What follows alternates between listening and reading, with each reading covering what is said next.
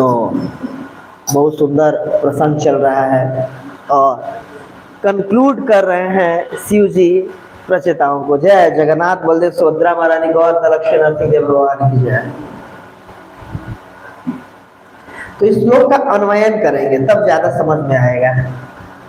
तो अन्वयन में हम ये करते हैं कि कौन बोल रहा है, किससे बोल रहा है, क्या बोल रहा है, क्यों बोल रहा है, ये श्लोक क्यों बोला गया है, ये बहुत महत्वपूर्ण होता है। जब ये समझेंगे कि यही क्यों बोला गया है तो और ज्यादा श्लोक से हम अटैच होते हैं और संबंध बनता है कि नहीं। सारा खेल संबंध ज्ञान का ही है। तो आप सबको पता है शिव जी बोल रहे हैं, प्रचेताओं से बोल रहे हैं और क्या बोल रहे हैं कि प्रमत्त उच्च इति कृत चिंतया। प्रमत्त, मत्त मतलब पागल, जो होता है ना पी के मत हो गए, बिल्कुल टुल्ल हो गए। जैसे कई बार हम होली में देखते हैं लोग होली खेलने के बाद फिर रोड पर देखने को मिल जाएगा, अब दिल्ली में तो और दिखते हैं, तो बिल्कुल लोग पी करके पड़े रहते हैं। कोई कुछ आके बोल दे, गाली दे दे, पहले तो दूसरों को देते हैं, इसके बाद लेट जाते हैं रोड पर, कोई मार भी दे उनको कोई फर्क नहीं पड़ता है, बोलते हैं बिल्कुल चढ़ा दिया, बिल्कुल पी लिया, टुल हो गया। तो वैसे उसको बोलते हैं मत। यहाँ पर शिव जी बोल रहे हैं प्रमत्त।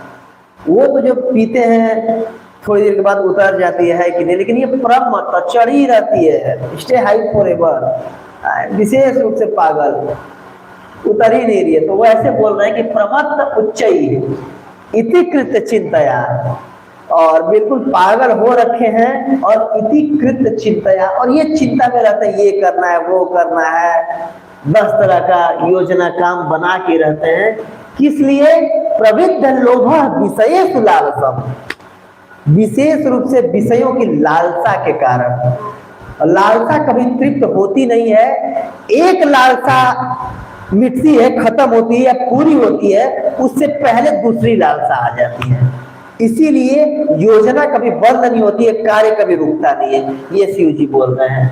आगे बोल रहे हैं लेकिन त्वम अप्रमत्त, भगवान से बोल रहे हैं कि हे भगवान, आदमी तो प्रमत्त है, पागल होकर रखा है, लेकिन आप अप्रमत्त, आप पागल नहीं है, आप सचेत हैं, आप बिल्कुल अटेंटिव हैं काल के रूप में। हम भूले हुए समय बीत रहा है, अलग अलग योजना प्लान अपना बनाते जा रहे, लेकिन भगवान बिल्कुल अटेंटिव है, बिल्कुल। त्वम अप्रमत्त सहसा भी पद्धते, अचानक से, सहसा, गप से, और पद्धति पकड़ लेते हैं। कैसे? छुल्ले लिहानो अहि इव, इव मतलब होता है सदृश, छुल्ले मतलब छूत, मतलब बोलते हैं ना छूथा, मेरी क्षुधा तृप्त नहीं हुई, मेरा भूख शांत नहीं हुआ, तो छूत, छूत मतलब भूख। कोई और ले हिलानो, वैसे सांप आप लोग देखे हैं, मतलब अब देखते हो करई सांप या देखे होंगे, तो जीभ उसका ऐसे ऐसे बाहर ऐसे ऐसे करते रहते हैं। तो कोई भूखा सांप हो जैसे छुत ले हिलानो, अपने जीभ से अहि, अहिर मतलब होता है सांप। मानस में आता है ना, सुरसा एक अहि की जननी, कि जो सुरसा है वो सर्पों की माता है, तो अहि मतलब होता है सांप। और कैसे? अहि इव, अखुन, अखुन मतलब होता है चूहा। जैसे सांप चूहे को चट से निगल जाता है, अटेंटिव रहता है, चूहा आराम से। आप लोग मैं देखा हूं, वर्णन कर रहा हूं आप लोगों को।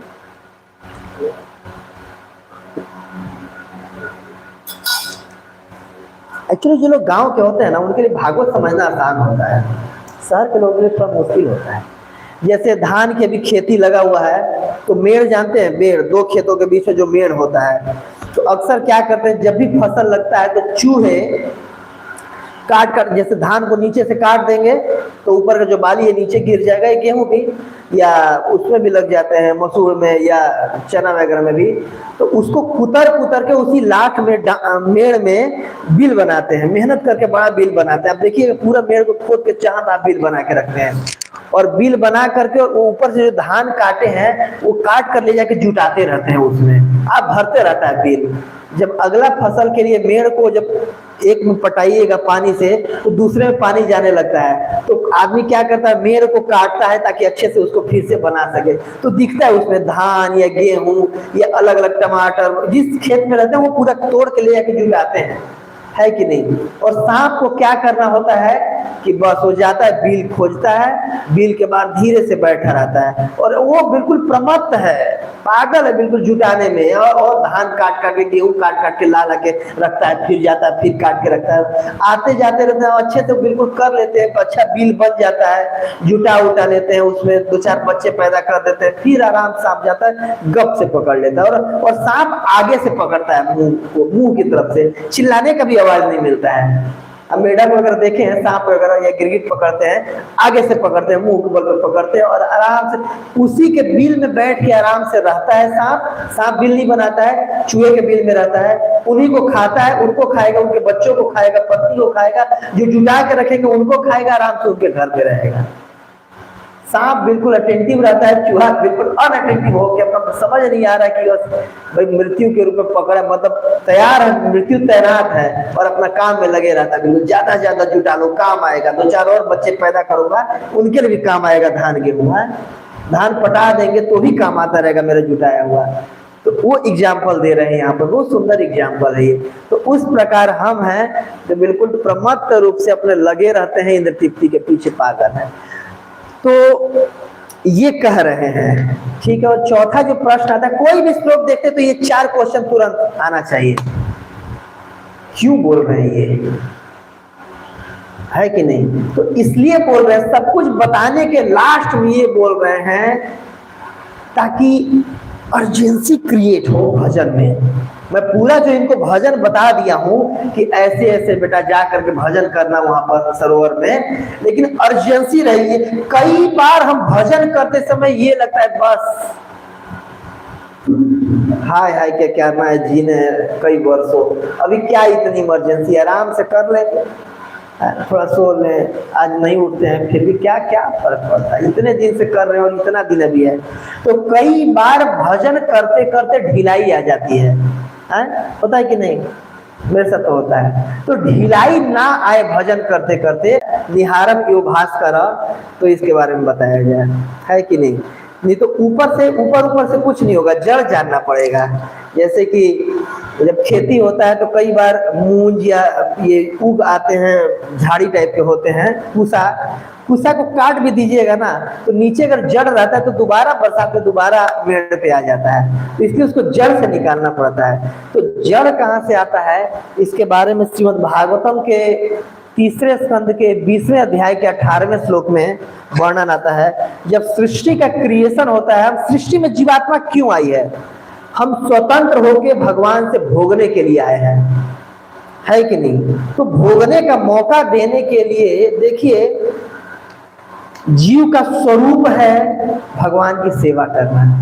हम सब क्या हैं, प्रकृति हैं, कोई पुरुष नहीं है। पुरुष एकमात्र कौन है, ठाकुर जी, कृष्ण है, जगन्नाथ जी हैं। एक बार मैं सुना हूँ एक वक्ता से कि एक बार मीराबाई इनसे मिलने गई थी जीव गोस्वामी से, तो जीव गोस्वामी जी बोले थे, उनके असिस्टेंट से बोली कि मुझे कुछ भक्ति के संदर्भ में बातचीत करना है, तो बोलिए जीव गोस्वामी से मेरे से मिलने के लिए।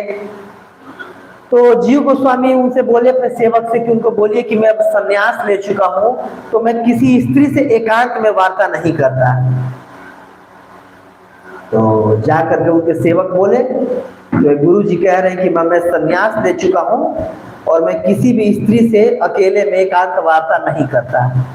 तो जो मीराबाई थी वो बोली उनसे कि आप गुरु से जाके बोलिएगा कि कृष्ण के अलावा और कौन है जो अपने को पुरुष समझता है। तो जाके सेवक बोले कि भाई वो माता जी जो आई है मिलने के लिए, वो कह रही है कि कृष्ण के अलावा और कौन ऐसा पुरुष, कौन अपने आप को पुरुष समझता है। तो फिर जीव गोस्वामी बोले कि ठीक है, उनको भेज दो। तो समझ गए, जो इसको पूरा, जिसको संबंध ज्ञान है, तत्व का ज्ञान है कि एकमात्र जो भोगता है, जो पुरुष है, वो कृष्ण है, बाकी हम सब प्रकृति हैं। चाहे हम पुरुष के शरीर में हो, चाहे हम स्त्री के शरीर में हो, हम सब भोग्य हैं, कोई भोगता नहीं है, हम सब प्रकृति हैं, है कि नहीं? प्रकृति, हम सब फीमेल हैं, भले मेल के शरीर में अपने आप को भोक्ता समझ रहे होंगे, लेकिन हम हैं सब फीमेल। लेकिन ये भोक्ता की भावना आई कहाँ से? तो उसके लिए इसमें वर्णन आता है, ब्रह्मा जी सृष्टि के शुरुआत में 5 प्रकार का अज्ञानता, इल्यूजन का क्रिएशन किए थे, 5 टाइप ऑफ इल्यूजन। तो उसमें जो पहला है वो है तमिश्र, तमिश्र नाम का अज्ञानता है। तो तमिश्र के कारण क्या होता है, जीव अपने आप को भी भोक्ता मानने लगता है कि कृष्ण तो भोक्ता है, मैं क्यों नहीं हूं भोक्ता, अकेले कृष्ण भोग करेंगे, मैं क्यों नहीं भोग करूंगा, मैं भी भोगता हूं और मैं भी भोग करूंगा। जो ये प्रोपेगेंडा आता है ना कि कृष्ण करे तो रासलीला और हम करे तो कैरेक्टर ढीला है, अकेले कृष्ण ही क्यों रासलीला करेंगे, हम क्यों नहीं करें। तो ये तमिश्र नामक उसके चलते आता है कि हम भी भोगता है और हम भी भोग करेंगे और अपने भोग के लिए तरह तरह का चीज जुटाने में लगेंगे। तो ये पहला लेयर होता है। इसके ऊपर का लेयर है अंधतमिश्र। अंधतमिश्र के अंदर क्या होता है कि शरीर को ही सब कुछ मानना और शरीर ही सब कुछ है, शरीर के साथ ही सब शुरू होता है और शरीर के साथ ही सब खत्म होता है, शरीर के साथ ही सब खत्म हो जाता है। ये मानना, ये स्वीकार कर देना, ये नास्तिकों की फिलॉसफी है। ज्यादातर आज के समय में जो इस पृथ्वी पे जो धर्म संप्रदाय भी तथाकथित है, वो यही मानते हैं कि शरीर के साथ सब शुरू होता है, शरीर के साथ सब खत्म होता है। और इनकी क्या फिलॉसफी है? इनकी फिलॉसफी है ऋणम कृत्वा घृतम पिबेत जावत जित्वा सुखम जीवेत और भस्मीभूतस्य देहस्य कुतः पुनरागमन भवेत। ऋणम कृत्वा घृतम पिबेत, पैसा नहीं है कोई बात नहीं है, ऋण लेके घी पीजिए, उधार ले लीजिए, चोरी कर लीजिए, किडनैपिंग कर लीजिए, लेकिन बिल्कुल ऐश काटिए, बिल्कुल घी पीजिए, दोनों हाथ घी में होना चाहिए। ऋणम कृत्वा घृतम पिबे जावत जित्वा सुखम जीवे, जब तक जीजिए बिल्कुल ऐश काटिए, सुख से जिए। और भस्मीभूतस्य देहस्य कुतः पुनरागमन भवे, शरीर एक दिन भस्म हो जाना है और शरीर के साथ सब कुछ खत्म हो जाना है, अगला जन्म होना है नहीं। तो जब तक जो है तो ये शरीर है, आराम से 4 दिन की चांदनी, पूरा जो करना है चोरी करिए, डकैती करिए, उधार लीजिए, किडनैपिंग कीजिए, ऐश काटिए। तो ये नास्तिकों की फिलॉसफी है। और ये किसके चलते होता है? अंधतमिश्र। ये अज्ञानता का तीसरा जो लेवल है तमस। तमस को बोलते हैं तम मतलब होता है अंधकार। प्रभुपाद जी इसके परपट में श्लोक के लिख रहे हैं कि आज के समय में 99.99% जनसंख्या तमस के अंदर है। तमस में क्या होता है? आत्मा के अस्तित्व को भूल जाना। हम शरीर ही हैं, आत्मा नामक कोई चीज होती ही नहीं है, आत्मा के अस्तित्व को भुला देना, तो शरीर के लिए सब कुछ करना, ये तमस के चलते होता है। अंधकार, तमस, अपनी आइडेंटिटी को भूल जाना, है कि नहीं? देखिए कोई भी जीव भोग कब करेगा? जैसे कि एक मैं लेक्चर में सुना था, केशव जी बता रहे थे कि पागल खाने पे जाने पे, मैं तो कभी गया नहीं हूँ, तो जी बता रहे थे, एक बार गए थे तो जी प्रवचन देने, तो कोई व्यक्ति कह रहा था मैं मोदी हूँ, मैं प्रधानमंत्री हूँ, कोई कहता मैं पायलट हूँ, मैं पायलट हूँ। इस तरीके है कुछ नहीं, लेकिन वो मान अलग ही अपनी आइडेंटिटी बना बैठा है और उसके हिसाब से कार्य कर रहा है। वैसे ही क्यों उसको जनरली हम उसको देख के कह सकते हैं अरे पागल, ये मोदी थोड़ी नहीं पागल है। वैसे ही हम सबका यही हिसाब है। हम सब प्रमत्त, जो इस श्लोक में पहला शब्द आया है ना, शरीर में है और शरीर से रिलेटेड वस्तुओं को अपना मानना, जैसे पत्नी, पुत्र। और इसका आधार क्या होता है? इसका आधार, मोह का आधार होता है। श्रील प्रभुपाद जी इस परपट में लिख रहे हैं 3:20-18 के परपट में, सेक्स लाइफ, मैथुन जीवन। उसके चलते क्या होता है? पुंसम इत्रियम मैथुनी भाव मेतम तयो मृत हृदय ग्रंथि माहुर अतः गृह क्षेत्र सुताप्त वित्तई जनस्य मोहयम अहम ममेति, अहम ममेति, अहम ममेति। मैं और मेरा की भावना का शुरुआत वहां से होता है। मैथुन की इच्छा से। उसके लिए पत्नी लाएगा व्यक्ति, पत्नी या फिर स्त्री पति लाएगी, और फिर पत्नी आएगी तो फिर सूत, तुरंत पुत्र, पत्नी आएगी तो पुत्र आएगा। और इसके बाद गृह, कहाँ रहेंगे भाई, रोड पे थोड़ी रहेंगे, गृह में रहेंगे, घर चाहिए।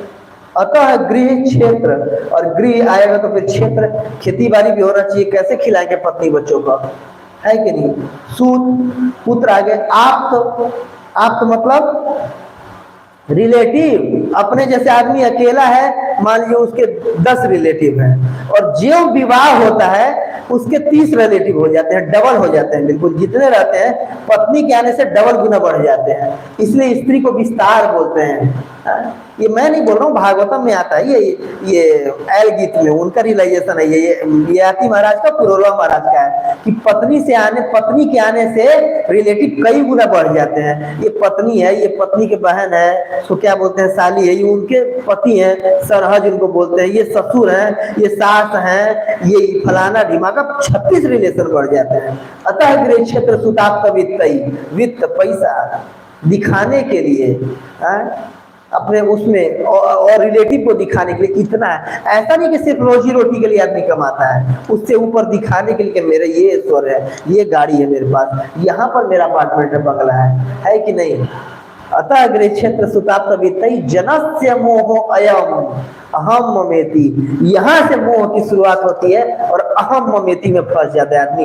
ये मैं हूँ, ये मेरा है, ये घर मेरा है, ये गाड़ी मेरी है, ये पत्नी मेरी है, ये बच्चा मेरा है। इस तरीके से मोह भी अज्ञानता के कारण होता है। लेकिन इतना हम इसमें डीप रूटेड है कि अगर कोई कह दे कि कहाँ माया पड़े हुए अपनी पत्नी अपने बच्चे को, आज से 10 साल पहले मान लीजिए विवाह हुआ है, 10 साल पहले इस स्त्री से कोई संबंध नहीं था, और शरीर त्यागने के बाद 20 साल बाद कोई संबंध नहीं रह जाएगा इससे, लेकिन फिर भी आदमी मानने को तैयार नहीं होगा ना, सब कुछ इसके लिए करना है।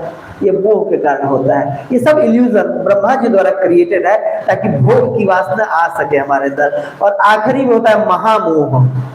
महामोह में बिल्कुल सब कुछ भूल करके और अपनी तृप्ति के लिए कुछ भी करने को तैयार रहना, कुछ भी करने को, लूट पाट मर्डर सदर कुछ भी करने को तैयार रहना अपने जीव उस शरीर को पालन करने के लिए। तो ये 5 प्रकार का अज्ञानता का क्रिएशन ब्रह्मा जी ने किया, और करने के बाद ब्रह्मा जी को भी अच्छा नहीं लग रहा था कि मैं क्यों कर दिया, इससे तो कोई निकल ही नहीं पाएगा। सारे योनियों को बनाने के बाद बहुत कष्ट हो रहा था ब्रह्मा जी को। इसके बाद जब मनुष्य का जब सृजन किए ब्रह्मा जी, तो प्रसन्नता हुआ कि हाँ इस शरीर में निकल सकता, नहीं तो बाकी सब जीवों में तो निकलने का कोई चांस ही नहीं था। तो इस प्रकार ये हमारे जीवन में आता है। और देखिए हमारा जीवन कैसा है, एक उदाहरण एक बार मैं बीटीजी मैगजीन में पढ़ रहा था, आप लोग भी शायद देखे होंगे या पढ़े होंगे। जीवन का उदाहरण दिया गया था, प्रभुपाद के किसी लेक्चर से लेख निकला था उसमें कि हमारा जीवन कैसा है। एक फोटो छपा हुआ था, मैं आप लोग को इमेजिनेशन कराता हूँ। एक कुआं था, कुआं के ऊपर तट पे एक शेर बैठा हुआ था, और कुआं में एक पेड़ निकला हुआ था, या एक रस्सी थी, रस्सी पे एक आदमी लटका हुआ था, और ऊपर छत्ता बना हुआ था मधुमक्खी का, वो चू रहा था टप टप टप, और वो जो आदमी जो लटका हुआ है बीच में, वो उसको रह रहा कैसे चाट रहा था जीव से, ऐसे ऐसे करके। और नीचे उस सांप, मतलब जो कुआं के तलहटी पे कई सारे सांप थे, ऐसा फोटो बना हुआ था। मुझे बहुत अच्छा लगा, और बहुत सुंदर प्रभुपाद जी ने उसको एक्सप्लेन किया हुआ था कि हमारा जीवन कैसा है कि मतलब एक आदमी को शेर दौड़ा रहा था, तो दौड़ते दौड़ते दौड़ते दौड़ते उससे बचने के लिए कुएं में जाके गिर जाता है। तो गिरता नहीं, वो कुएं में एक पेड़ होता है उससे, या रस्सी होती है उससे लटका रहता है। क्यों? नीचे जाएगा तो नीचे सांप है। सांप कौन है? मृत्यु। मृत्यु से तुलना किया गया, मृत्यु इंतजार करिए, बस आएंगे निकल जाऊंगा तुरंत। ऊपर अपने कर्मों का वो है, सांप इंतजार कर रहा है, जो भी कर्म कर रखे हैं, सॉरी शेर इंतजार कर रहा है, बाहर निकलेंगे वो गपाट खा जाएगा। और उस रस्सी को जिससे वो व्यक्ति लटका हुआ है, उसको दो चूहे काट रहे थे ऊपर राग में खड़े होकर के। एक व्हाइट चूहा और एक ब्लैक चूहा उस रस्सी को काट रहा था। वो दिन और रात के जैसे है, एक एक करके। जैसे कल प्रभु जी वो प्रवचन बता रहे थे, आयु रहती वह पुंसा मुद्दा न संचय न तस्य अतयक्षणोरितम उत्तम श्लोक बताया कि एक एक दिन करके दिन का चूहा, व्हाइट चूहा जो है वो दिन है, काट रहा है रस्सी को, और जो ब्लैक चूहा है वो रात है, काला चूहा, उसको उपमा दिया गया है, वो काट रहा है उस रस्सी को। मतलब एक एक दिन एक एक रात करके रस्सी कटती जा रही है और आदमी लटका हुआ है उस पे, और ऊपर से जो मधुमक्खी का छत्ता बना हुआ है उसमें से एक एक बूंद जब वो चू रहा है तो उसको जीभ से चाट रहा है। आपको सुख और दुख उसमें भोग रहा है। बताइए, ऐसे हमारा जीवन है, कभी भी खत्म हो सकता है, लेकिन इसी में हम सब कुछ भूल करके देखिए कितना कष्ट में जीवन है। एक एक दिन करके जीवन खत्म हो रहा है कि नहीं? लेकिन उसी में जितना मौका मिल जाए उतना चौका मार ले रहे हैं। जितने चलो मरने से पहले जितना ये मधु चाट ले उतना चाट ले, जितना आनंद ले ले उतना आनंद उठा लिया जाए। ये क्या है? अज्ञानता है, ये अज्ञानता है। वही यहाँ पर लिख रहे हैं, प्रमत्त उच्चई, बिल्कुल उच्च रूप से बिल्कुल प्रमत्त हो रखा है, लेकिन भगवान अटेंटिव है। तो प्रमत्त, भगवान अटेंटिव है और एकक एकक एकक दिन करके जीवन समाप्त हो जा रहा है। इसको गंभीरता से लेना चाहिए, है कि नहीं? इसमें और मैं भागवतम से एक आध स्टोरी का वो कर रहा था, तो इसके मतलब आता क्यों है ये भावनाएं, तो इसके रिलेटेड में बलि महाराज का बहुत सुंदर एक बातचीत हो रहा है भगवान वामन देव से। बलि महाराज कह रहे वामन देव से, ओह तुम उम्र से तो बच्चे लग रहे हो, बुद्धि से भी तुम बच्चे हो, बिल्कुल मैच्योर नहीं हो तुम। अरे बलि महाराज के पास आए हो, तुम मेरे पास आए हो, कुछ ऐसा चीज मांगो जो दोबारा कभी दूसरे के पास हाथ ना फैलाना पड़े। तो लोग क्या कहेंगे? तुम्हारी बदनामी नहीं होगी, मेरी बदनामी होगी, मेरी बदनामी होगी। लोग क्या कहेंगे? कह रहे गया था बलि से मांगा था, ये बलि से भी भिक्षा मांग चुका है, फिर दोबारा मांगना पड़ रहा है लोगों से, मेरी बदनामी होगी इसमें। 3 पग भूमि क्या मांग रहे? कुछ बड़ा चीज मांगो।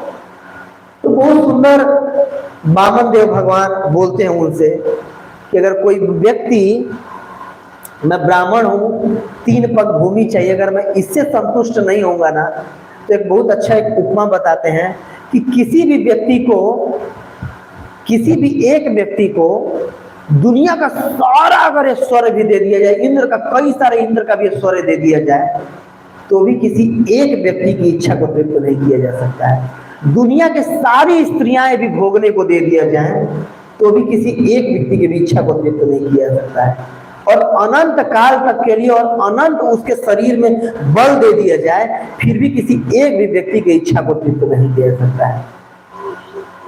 ये भगवान बोल रहे हैं, भगवान का स्टेटमेंट है। इसीलिए मुझे जितना चाहिए उसी में अगर इसमें संतुष्ट नहीं होगा, तब सब कुछ भी दे दोगे फिर भी मैं संतुष्ट नहीं होगा। एक ये बहुत अच्छा एग्जाम्पल आता है। इसीलिए जावत अर्थ प्रयोजनम, जितना है उतने या जितना मिल जाए नियत अपने कर्म के साथ उनसे संतुष्ट हो जाना चाहिए। और इसका एक और एग्जाम्पल आता है, ययाति महाराज देवयानी को बताते हैं। जब शर्मिष्ठा 9वें स्कंद में आता है, चली जाती है, मतलब शर्मिष्ठा के भी जो पुत्र उत्पन्न होता है, इसके बाद देवयानी चली जाती है, दोबारा इनको साथ मिल जाता है कि जाओ तुम बूढ़े हो जाओ। फिर पुरु महाराज से उनकी जवानी से अपना बुढ़ापा बदलते हैं, तो 10,000 साल तक बिल्कुल जवानी अवस्था में और पूर्ण रूप से जो भोग करना चाहे वो भोग किए। और इसके बाद 10,000 साल भोग करने के बाद वो देवयानी को बुलाते हैं, जो शुक्राचार्य की बेटी थी, आप लोग पढ़े होंगे, और अपना रियलाइजेशन शेयर करते हैं कि देखो देवी, मैं अपना रियलाइजेशन बता रहा हूँ। हमेशा कृष्ण वर्ते व इव भू वर्धते, कि जैसे इंद्रियों को इंद्रिय विषय देना वैसा ही है जैसा कि आग में घी डालना। आग में घी डालते रहने से आग बुझती थोड़ी ना है, और आग ज्वलंत होती जाती है, ज्वलंत होती जाती है और मतलब बढ़ती जाती है कि नहीं? वैसे ही अगर रोकना है तो क्या करना चाहिए, 2 जगह बताया गया है, एक ऐल गीत में और ययाति महाराज जी बताए हैं ये श्लोक में।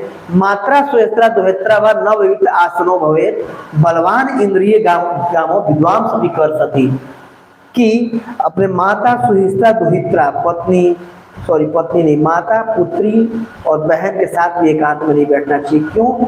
इंद्रियां इतनी बलवान है, विद्वान सपी कर सती, विद्वानों के भी मन को खींच लेती है।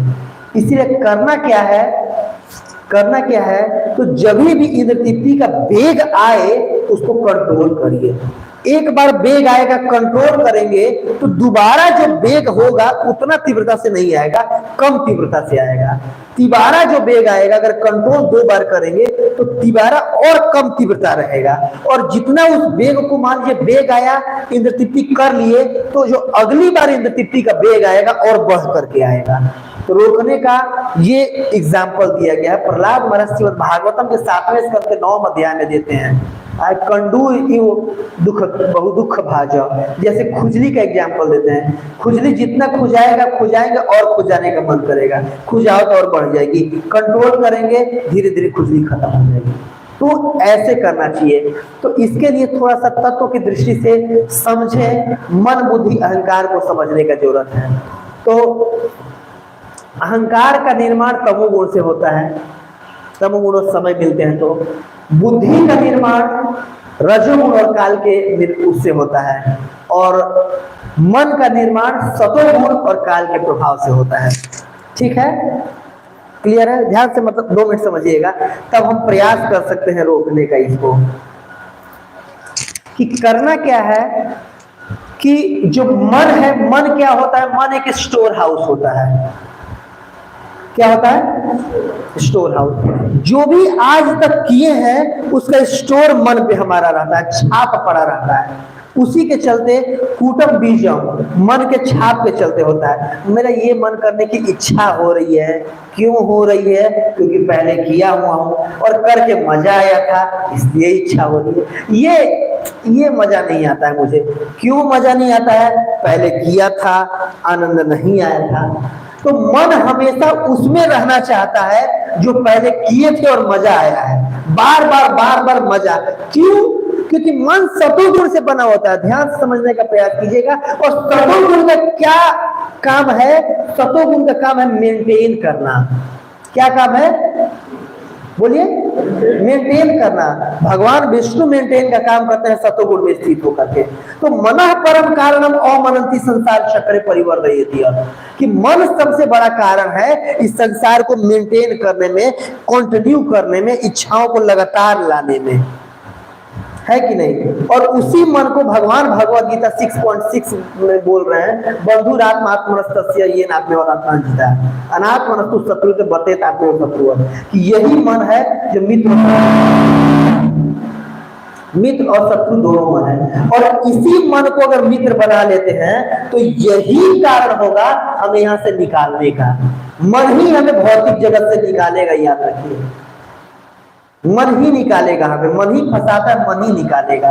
मन में ही सारा ये सब लालसा आता है, जिसके चलते प्रौढ़ मत हो जाते हैं, वो मन में होता है, मन के लेवल पे। क्यों? मन के लेवल पे ही हमारा कूटम और बीजम आता है। जो भी कार्य करते हैं उसका छाप पड़ता है। और बुद्धि क्या है? बुद्धि संकल्प विकल्प करती है, योजना बनाती है। गोलगप्पे खाने हैं, तुरंत बुद्धि योजना बनाएगी। क्यों? रजोगुण का कार्य है योजना बनाना। बुद्धि योजना बनाती है कि कैसे, अच्छा यहाँ जाएंगे, यहाँ से ऑटो लेंगे, ऑटो नहीं, बैटरी रिक्शा ले लेंगे, बिट्टू टिक्की वाला के पास जाएंगे, 20 रुपया देंगे, वहां से लेंगे, खाएंगे, मजा आएगा। तो मन को जो छाप पड़े हुए हैं उसको मेंटेन करने में बुद्धि प्लानिंग करती है।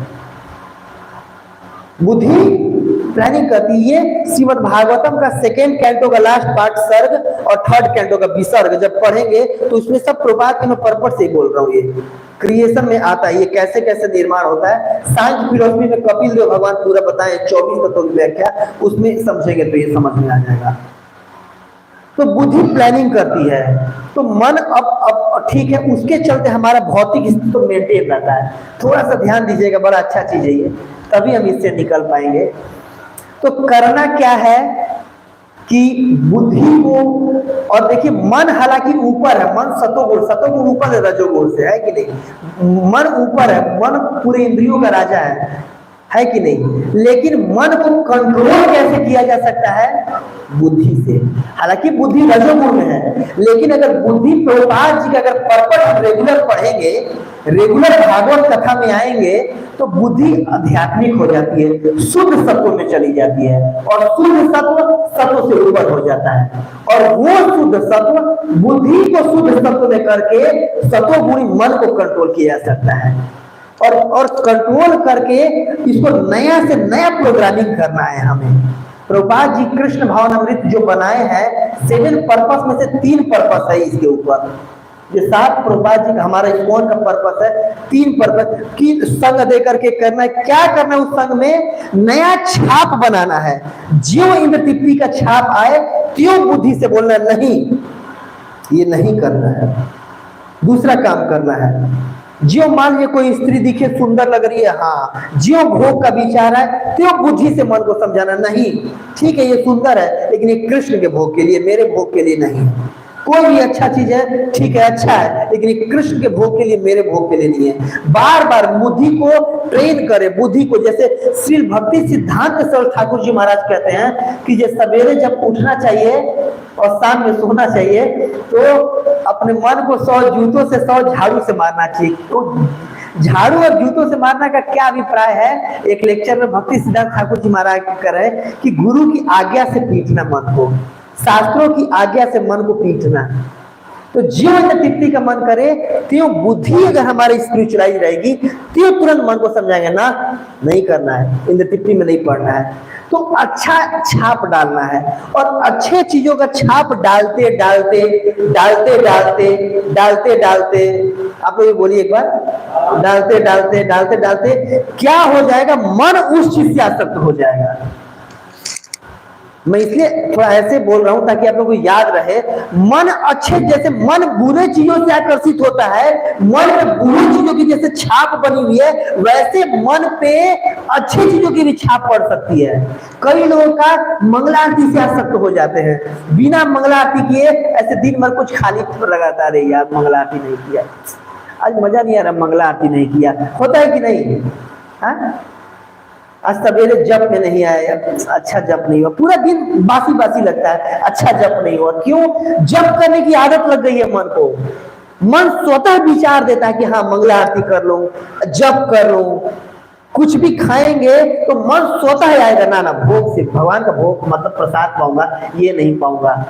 देखते ही, एक और ग्रॉस एग्जाम्पल, देखते ही चिकन को तुरंत मन रिजेक्ट कर देता, ना नहीं खाना है। क्यों?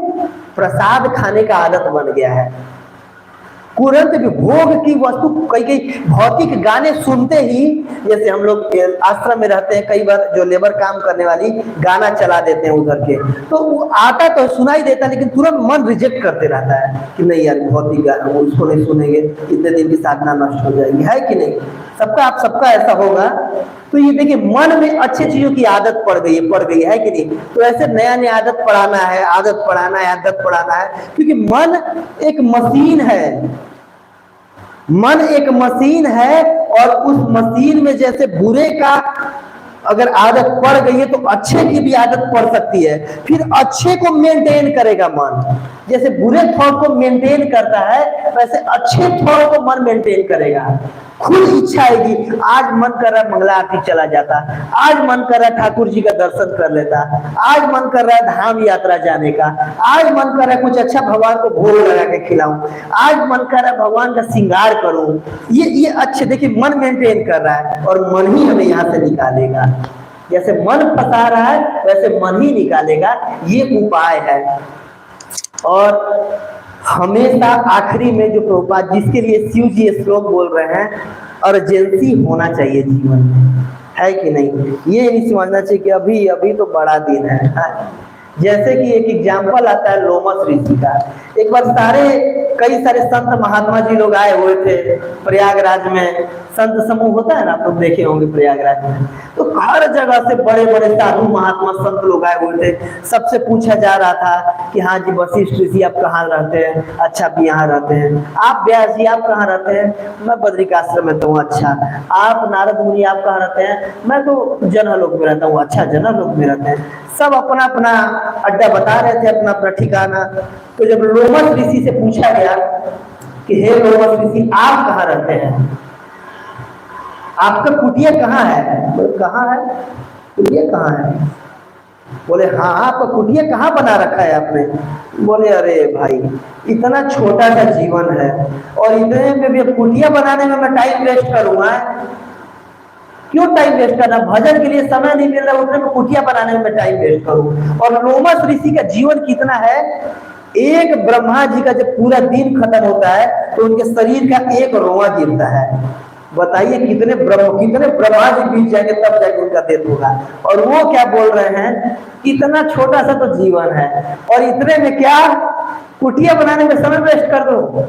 तो मतलब एक ऐसा नहीं कि आप लोग घर मत बनाइए, लेकिन ऐसी अर्जेंसी रहने चाहिए भजन करने के लिए कि जितना भी समय मिले भजन में लगाए।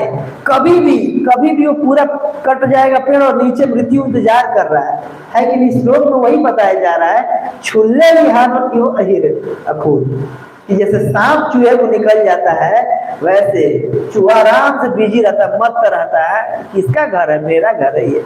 इसी जमीन को दादाजी कहते थे मेरा जमीन है, पिताजी कह रहे हैं मेरा जमीन है, हम भी कह रहे हैं मेरा जमीन है। और सेम जमीन के टुकड़े को हमारा बेटा कहेगा किसका जमीन है? मेरा जमीन है किसका जमीन? किसी का जमीन नहीं है। बहुत सुंदर एक आता है, दो जगह है भागवत में, ये शरीर किसका है? बेटा कहता है मेरे पापा, मतलब पापा का जो शरीर मेरा है। पत्नी कहती है मेरे पति, इनका जो शरीर है मेरे भोग करने के लिए है। हम खुद को अपना समझते हैं, जिसके अंडर में जॉब कर रहे होते हैं वो मालिक क्या समझता है? मेरा एम्प्लॉय है, मेरे लिए काम करता है। देश के जो प्रधानमंत्री जी हैं भाइयों एवं बहनों, मतलब मेरी सारी जनसंख्या मेरे प्रजा है, मेरे आदमी हैं। जिसके अंडर में काम कर रहे हैं वो अपना शेर जकाल वगैरह ये कौआ लोग समझते हैं बस मेरे लिए, मेरे मांस का ही है, ये जो मरेगा आखिरी में मेरे पास ही है। अग्नि क्या कहती है? आखिरी में तो कहीं कुछ कर लो, मेरे पास ही आना है, मैं ही खाऊंगी, है कि नहीं? तो जितने लोग हैं, आता है भागवत में जो नाना जी लोग, अरे मेरा पोता है, मेरा नाती है, ये यही सोचते ना। शरीर किसका है? किसका है शरीर? ये सब जो देखे सब अपने अपने भोग के लिए इस शरीर को देख रहा है कि नहीं? शरीर किसका है? इसीलिए बहुत सुंदर बताते हैं शंकराचार्य जी, स्मर नित्य अनित्यदा। हमेशा स्मरण में रहना चाहिए कि सब कुछ अनित्य है, सब कुछ खत्म हो जाएगा, है कि नहीं? जो भी इकट्ठा कर रहे हैं सब खत्म हो जाएगा। इसीलिए असली चीज इकट्ठा करना है उसको इकट्ठा करें जो हमेशा साथ देगा। जैसे कल के प्रवचन प्रभु जी बताए थे, एकमात्र भक्ति ही साथ देगी, तो इसीलिए उसको इकट्ठा करना चाहिए। और जो आज के श्लोक का मर्म है कि भक्ति करने के लिए तीव्रता होना चाहिए, इमरजेंसी होना चाहिए कि कभी भी समय ये शरीर और समय खत्म हो सकता है, इसलिए जितना दीनी है तीव्रता से करें। ठीक है, थैंक यू वेरी मच। जगत गुरु श्री गोपाल की जय। किसी कोई टीका टिप्पणी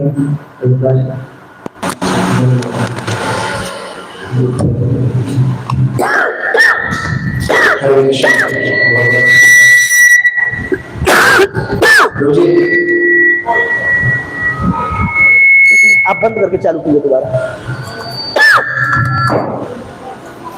आवाज आ रही है? छोटी सी कंफ्यूजन है। आपने जैसे बताया कि मन जो है, आपने बताया मन जो है वो स्टोर हाउस है। मन को आपने स्टोर हाउस बताया जैसे। हरे कृष्ण। तो प्रभु जी जैसे आपने बताया था अभी कि मन जो होता है हमारा, मन स्टोर हाउस है और मन में जो है छाप पड़ जाती है। तो भक्ति में आने से पहले पता नहीं कितनी अनगिनत चीजों की छाप पड़ी हुई है हमारे मनों पर। भक्ति में आ रहे हैं, ठीक है, प्रोसेस में है, लेकिन कई बार जैसे अभी आपने एक एग्जांपल दिया, पीछे आश्रम में होते हैं तो लेबर लोग गाने चला लेते हैं, भौतिक गाने, तो ऐसे हमारे साथ भी होता है, हम बाहर निकलते हैं तो समाज में ऐसे गाने सुनने को मिल जाते हैं, कुछ कुछ ऐसा दिखता रहता है, मिलता रहता है जो पुराने दिनों का स्मरण दिला देता है। तो एकदम से पुराने जो छाप पड़ी हुई है मन में, वो उभर के सामने आ जाती है। तो उस समय हालांकि आपने बताया कि हमें मन को आदेश देना है बुद्धि के माध्यम से, but it becomes very tough. तो इसके लिए थोड़े और प्रैक्टिकल टिप्स मैं चाहूंगा आपसे कि जिससे कि हम और स्ट्रांगली इस चीज को कर सकें, क्योंकि मन पर तो जन्म जन्मांतर की छाप पड़ी हुई है, और भक्ति करना तो अभी हमने 10-15-20 साल से शुरू किया है।